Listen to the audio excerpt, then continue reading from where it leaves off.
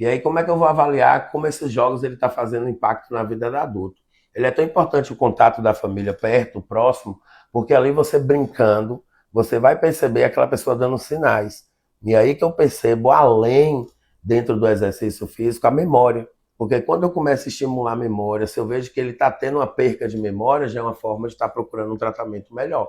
E eu vou conseguir isso dentro desses jogos, jogos matemáticos, jogos de memorização. Às vezes o idoso ele acorda de um jeito e você percebe que ele está levando a um caminho que vai precisar de um tratamento logo, logo. Isso é identificado dentro da questão dos jogos.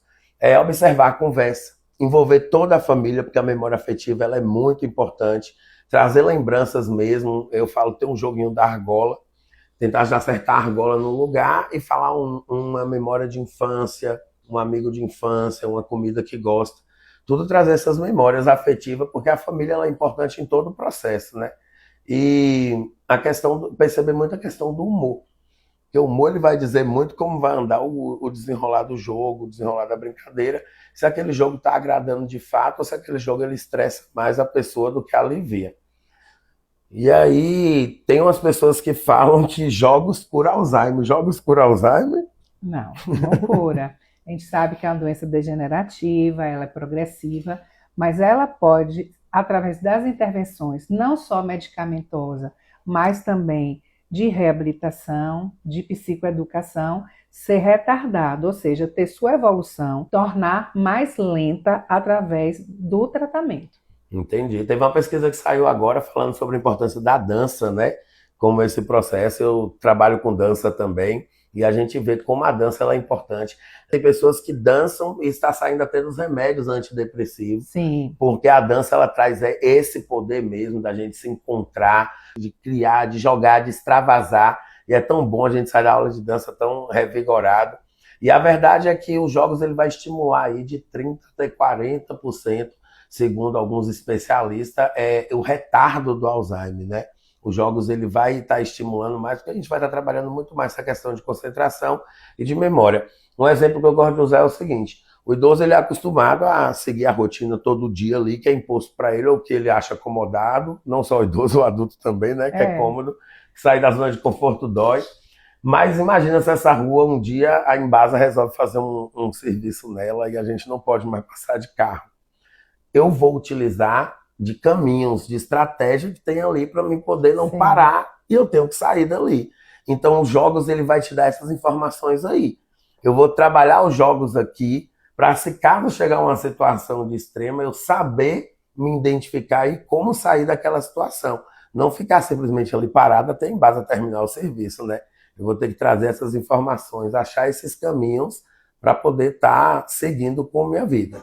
Eu queria fazer um comentário em relação até à questão de direção, né? Sentido de direção, de se localizar no espaço. O avô materno, quando eu era criança, ele gostava muito de pegar a gente e sair andando pela cidade. E ele dizia assim: minha filha, vamos ver onde essa rua dá. E a gente saía e a gente pegava uma rua para ver onde essa rua dá. E ele dizia assim: ninguém nunca pode ter um único caminho. Todas as vezes, todos os dias, esse mesmo caminho, essa mesma rua. Mas não pode ser um único caminho.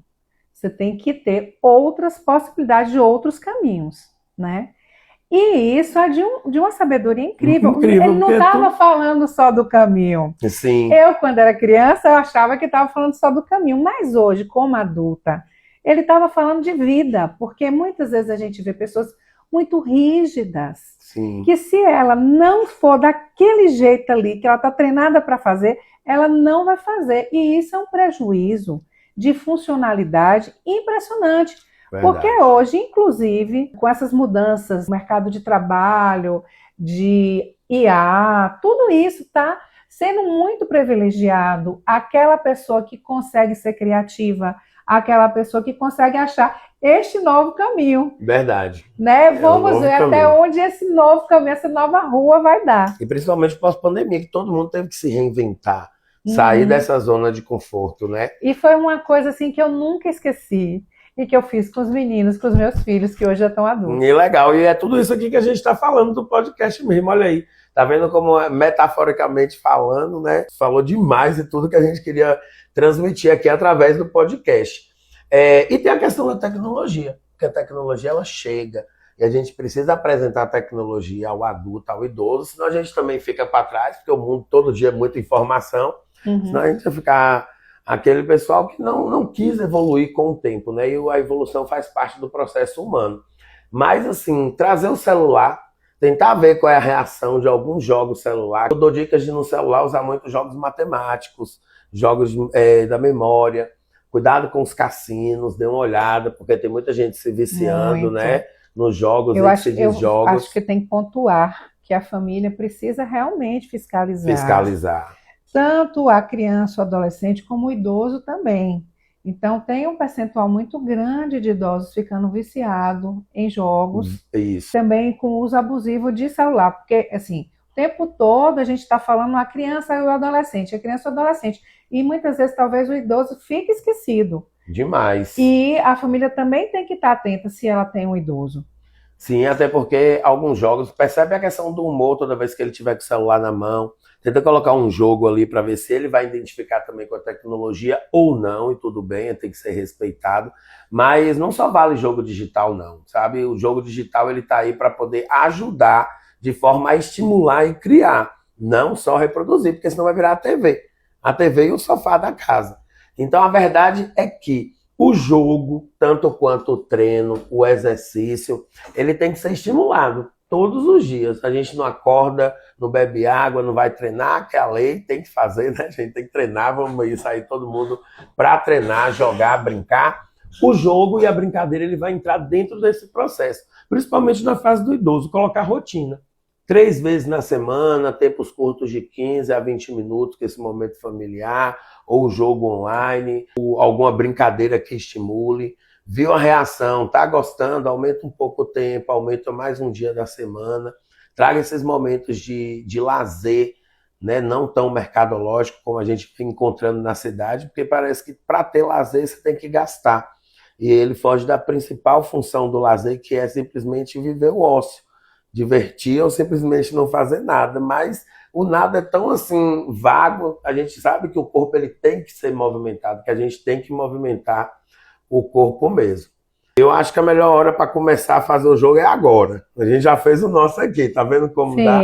Olha aí o seu avô mesmo, quanto tempo e quanto tão quão sábio, né? Não, e outra coisa, ele não tinha um grau de escolaridade alto. Ele não tinha, ele tinha um grau de escolaridade baixo. Mas era de uma sabedoria, né? Sim, e você quer ver que o ganho ainda pode ser muito melhor, para além da questão, se você associar os jogos e as brincadeiras com a atividade física. Pode se encaixar circuitos com brincadeiras, né, e exercício. Um circuito de cores, eu encontro uma cor, tenho que agachar 10 vezes. Eu vejo uma cor, tenho que, né, fazer um polichinelo de acordo com a minha... E eu acho que quando faz assim, eu digo porque eu treino com você, e eu acho que quando faz assim é mais divertido, inclusive. Sim, parece que o treino passa mais rápido, né? Eu acredito também. Eu falo quando a gente coloca a ludicidade, até a questão da música. A música, ela trabalha com muita memória afetiva. E quando você coloca música que te traz essa memória afetiva, você consegue se libertar daquilo ali e fazer aquilo com a entrega mesmo. Eu falo minhas aulas de bike mesmo, toda vez que eu trago música dos anos 90, ou eu trago alguma música assim, bem fora da caixa, uma Xuxa da vida, o povo fecha o olho, canta numa emoção.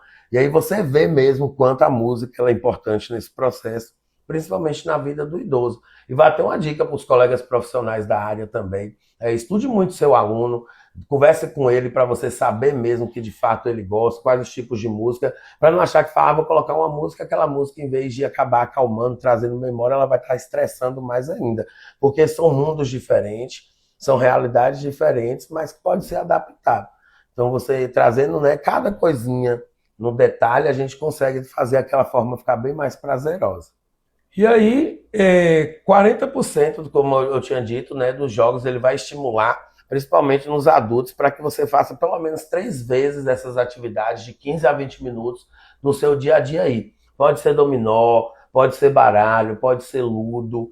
Tenta sair um pouco do celular, botar a mão na massa, tendo um processo de criação, porque tem muito jogo que você tem que fazer para depois jogar. produzir, construir aquele jogo ali. No mais, é isso. Vamos brincar, vamos jogar, vamos produzir. Agradeço a oportunidade mais uma vez. É sempre bom estar falando de jogo e brincadeira. Eu achei excelente, porque assim, sempre tem muito assunto falando da criança e do adolescente.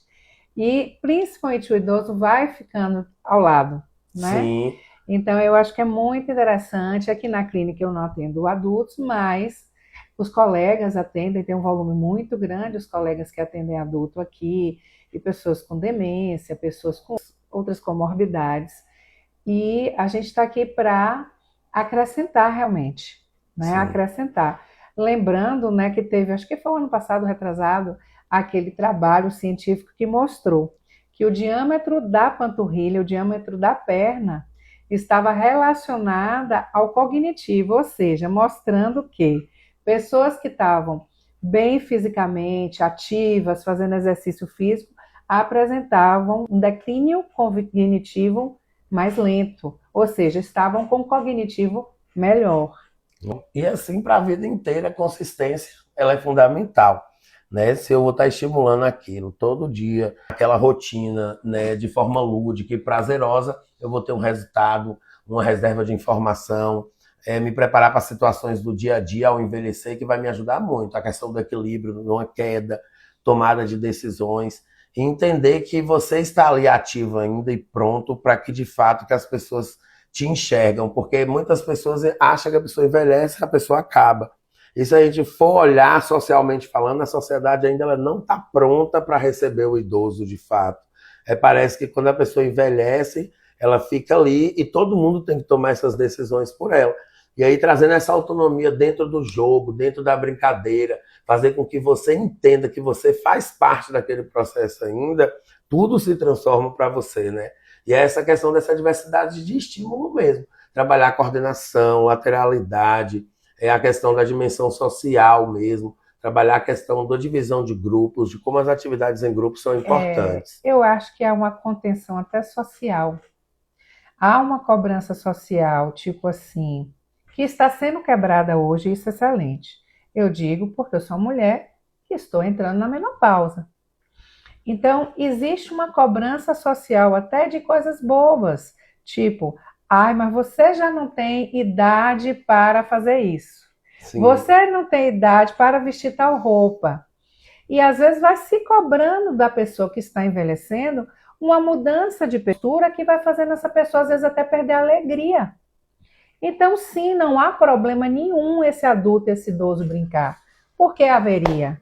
Ele não pode rir alto, ele não pode gritar, ele não pode se exaltar. Fazer barulho, né? Fazer barulho, brincando, jogando com o neto, jogando com o filho, jogando com o sobrinho. Ah, eu ganhei de você.